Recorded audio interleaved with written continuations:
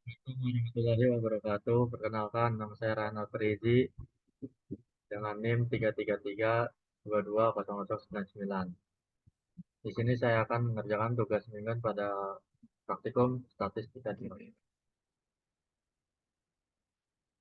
Terdapat seorang dosen teknik industri ingin mengetahui apakah terdapat perbedaan yang signifikan dalam nilai ujian ekonomika dan ekonomi teknik antara siswa dengan menggunakan tiga metode pembelajaran yang berbeda, yaitu metode A, metode B, dan metode C. Data di bawah ini merupakan tabel data nilai ujian dari 30 siswa dengan ketiga metode pembelajaran tersebut. Gunakan tingkat signifikan sebesar 5%. Pertama-tama kita buat tabel ini dalam bahasa Excel supaya pada saat pekerjaan di studio data tersebut terbaca. Lanjut kita buka studio. Pertama-tama kita menginstal package. Di sini saya sudah menginstal package-nya. Terus kemudian mengaktifkan package-nya. Di sini juga saya sudah mengaktifkan dan input datanya, sintaks input data yaitu soal 1 reflex LX, terus sama misalnya sheet 1, kemudian soal 2 soal 1, lanjut soal nomor 1 yang mendefinisikan faktor dan variabel independen. Nah, dengan sintaks metode faktor soal 1 metode. Terus kita mencari nilai juga, nilai soal 1, kemudian kita lalu kemudian kita pengujian event tes untuk homogen data. Jika nilai P yaitu lebih dari 0,05, maka asumsi homogen terhadap data terpenuhi.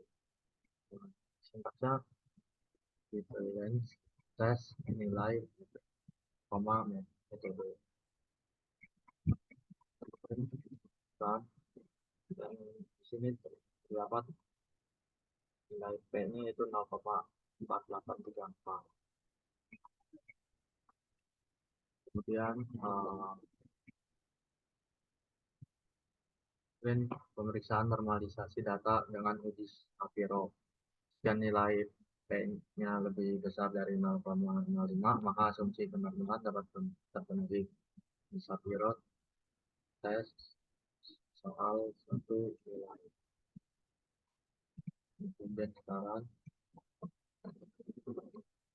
dan didapatkan value-nya 0,6502 atau asumsi kenormalannya sudah terpenuhi. Terus kemudian penyusunan model ANOVA dengan sintaks model dengan LM nilai kurang metode koma data sama dengan soal 1. ANOVA kurung model. Sekarang ini mendapatkan hasilnya yaitu P-nya itu 0,00091442, dan dimana 0 itu ditolak dan 1 itu diterima. Kesimpulannya itu terdapat perbedaan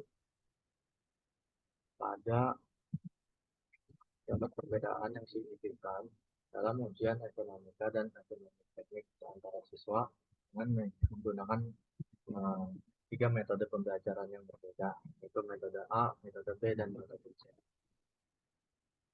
Itu kemudian kita ke nomor 2. Sebuah perusahaan ingin mengetahui apakah terdapat perbedaan signifikan dalam produktivitas kerja antara tiga departemen, yaitu departemen produksi, departemen pemasaran, dan departemen keuangan, serta antara tiga tingkat pendidikan karyawan SMA D3 dan S1. Tabel di bawah ini menyatakan data produktivitas kerja dalam jumlah unit yang diproduksi per hari dari masing-masing departemen dan tingkat pendidikan karyawan guna tingkat pendidikan sebesar 5%.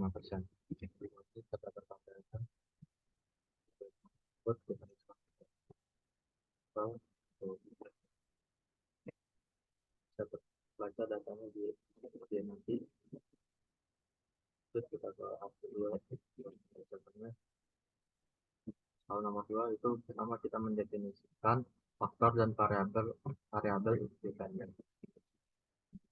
Tingkat pendidikan faktor terkurung soal dua tingkat pendidikan.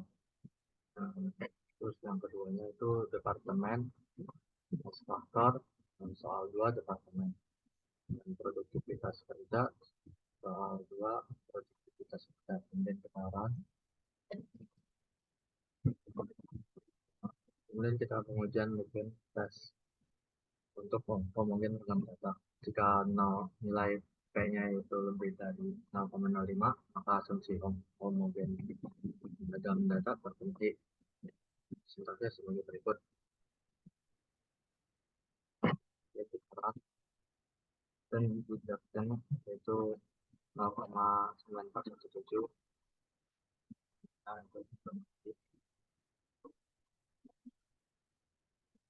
kemudian kita ke pemeriksaan normalisasi data dengan uji Shapiro.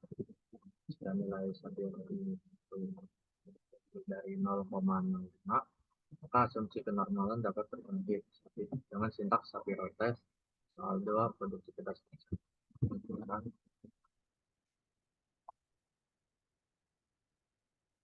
dan didapatkannya yaitu value-nya itu 0,54 atau asumsi kenormalannya dapat terpenuhi. Kemudian penyusunan model ANOVA dengan sintaks model LM produktivitas kerja untuk aplikasi pendidikan bisa juga terpenuhi. Koma data sama dengan soal 2 ANOVA tutup kurung model. Kemudian didapatkan hasil yaitu pada tingkat pendidikan yaitu lebih dari 0,05 atau yang biasa disebut H0 diterima dan H1 ditolak.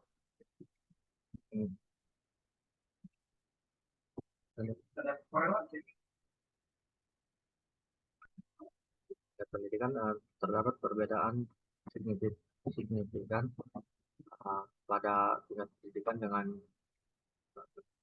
jumlah unit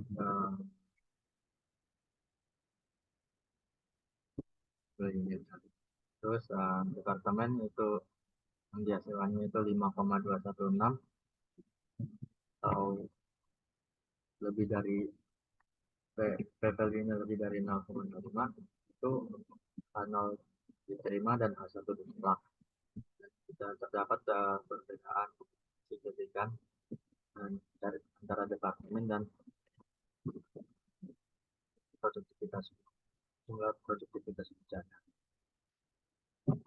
Terus kemudian tingkat pendidikan dan departemen value-nya 0,432 atau di bawah nilai P 0,05 ini, maka diasumsikannya yaitu H0 ditolak dan H1 diterima. Ya, sekian dari saya, kurang lebihnya mohon maaf. Assalamualaikum warahmatullahi wabarakatuh.